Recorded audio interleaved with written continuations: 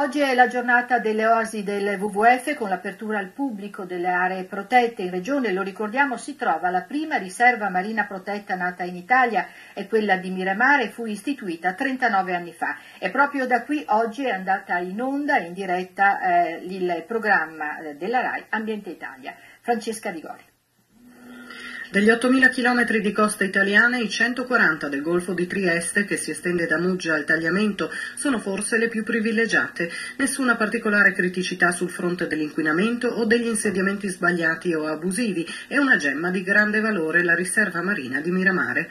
Protetta grazie al WWF e allo Stato dal 1973, oggi è stata la protagonista della giornata che la Fondazione del Panda ha dedicato in tutta Italia alle oasi. Ad amplificare l'evento, la diretta di Ambiente Italia, la rubrica in onda su Rai 3.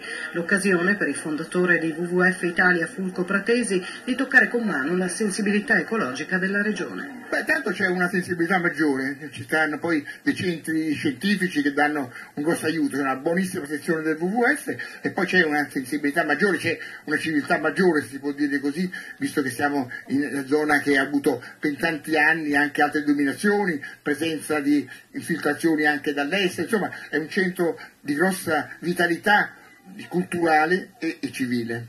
Tuttavia anche in regione, come spiega il presidente del WWF Friuli Venezia Giulia, Roberto Pizzutti, non mancano le note dolenti, in particolare quelle in divenire. Ce n'è almeno una quindicina di grossa consistenza, passiamo dalla costa per esempio Marano Lagunare, c'è la Valle Grottari che il comune vuol destinare ad Arsena, nonostante ci nidifichino specie estremamente localizzate proprio nella nostra regione come il tarabusino, il tarabuso, il falco di palude, per poi arrivare vicino al capoluogo regionale Trieste dove si vuole costruire un rigassificatore, al porto di Monfalcone lo si vuole ingrandire talmente da andare in prossimità a meno di 200 metri dalle bocche del Timavo.